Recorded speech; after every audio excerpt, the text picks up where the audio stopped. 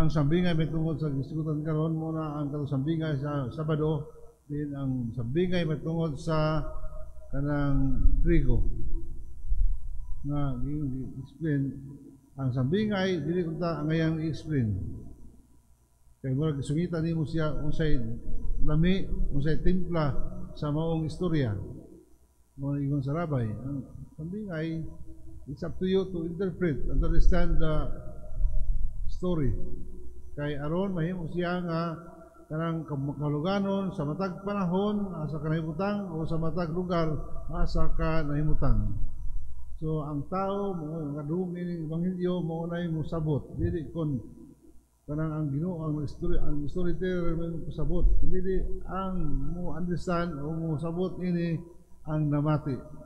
Pero sa matinunan ni Jesus sa Gospel of Matthew nga nangay isda explanation unsay kalugan sa kanang sambingay may tungod sa trigo.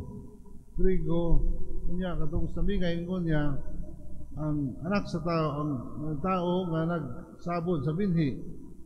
Unya maayong binhi ang sabod. Unya sa gabi dunay nagsabod sa ngalaing binhi ug silang duha nga mga binhi tubo sama. Dungan ang ilang pagtubo usa trigo usa sagbot. Unya mingon ang mga surgoon, sir amo nang idton kay kanang malumos kining trigo, sagbot may mo overcome sa trigo. Mingon ang amo nga ayaw lang kay abot ibot niyo sa sagbot maibot usab ang trigo. So kay they are intertwined kini ang pagtubo nila. So kanang pasag nila man pag-abot sa harvest time atong lain ang trigo gikan sa sagbot. Ang trigo ato hipuson dito sa kamalig ug ang kining sagbot sunugon.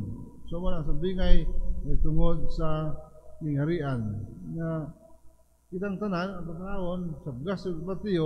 So dako nga audience among the Gospels ang pinakabaga nga audience sa pagsangyaw no ang pagsangyaw ni San Mateo tungod sa kanang kinabuhi ni Kristo sa iyang pagpasakit, kamatayon, pagkabanhaw.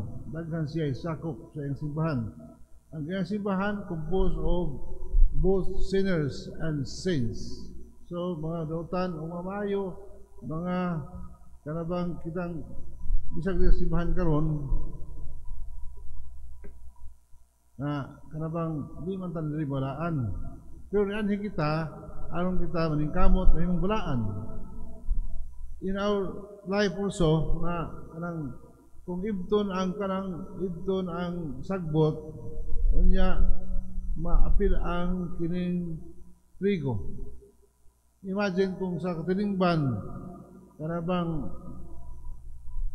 imo kanang hipuson ang kining mga pasaway sa mga tao unya daghan masakitan kay daghay nagmahal sa atong kinabuhi dula tay atong pagkasagbot usab og pagkatrigo.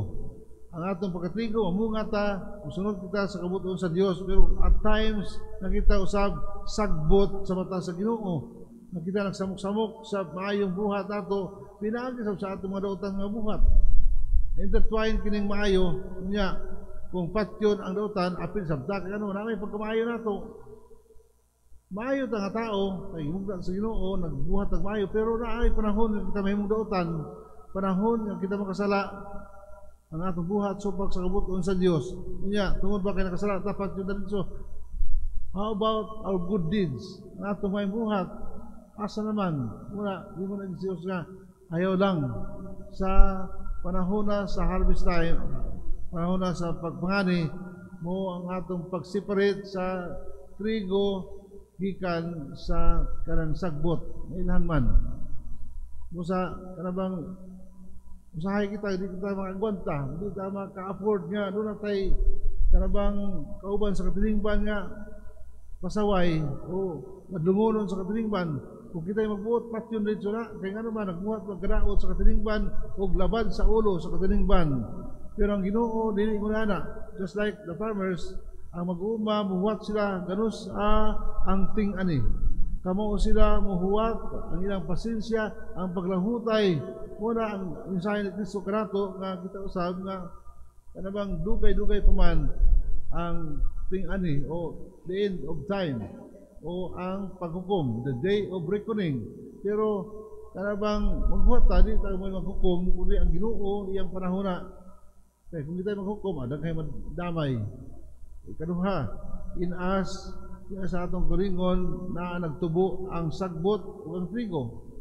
Ito ang muna nga sa kasing-kasing, magmatod pa sa author kung ang imong kasing-kasing fertile ground, fertile soil, nga kung sa imong tanom diha, mutubo dayon siya munambo. Kung ang imong gitanom sa imong kasing-kasing pagdumot, mubunga siya kadaot sa ubang tao. Pero kung ang imong gitanom sa imong kasing-kasing as a fertile ground, kung ang gugma mo kini mamunga og kaayo sa uban, kung kay tabunok ang ato kasing-kasing, receptive sa tanan nga mga itanom, either dautan man o bad nga seeds o kanang maayo nga binhi, mutubo dayon siya. So kanato kung unsa may makaayo sa atong kinabuhi, sa atong pagpangandam alang sa kanang panahon sa ting-ani o katapusan sa kalibutan. Kaya sa ang tao, di na hinumdum sa katapusan sa kalibutan. What is present is important. Muna nga, di na kahuwat. Wala maghinumdum sa may ugma. Ano man, kung kay ang kalipay ram o ilang gi-interest. Kung sa'yo makalipay, do what makes you happy. Muna ang mga naadya sa mga Facebook bitaw sa mga batanon. Why mo, buta ko kay ako na yung kalipay. I will do what makes me happy. Hindi ka doon, asya ka, kaway panglantaw sa unahan. Unya, ang imong kinabuhi, puto ra karon, dili, naa pa. So, imo na nga, kini pahinumdum ka nato, nga, kita mga tao, there is weed and weeds in us. Nga, ang tanaw nato, nga, buutan man ta, pero doon tayo pagkapanuway. Ang Ginoo, nagtugot ka nato o He allows us to commit mistakes o sins. Agwant ang Ginoo ka nato sa atong pagkamasala kay maabot ang panahon nga ting separate na sa trigo gikan sa sagbot. Ang sagbot sunugon, ang trigo dalhon sa kamalig. Ang kamalig mo ang gingarian sa Dios.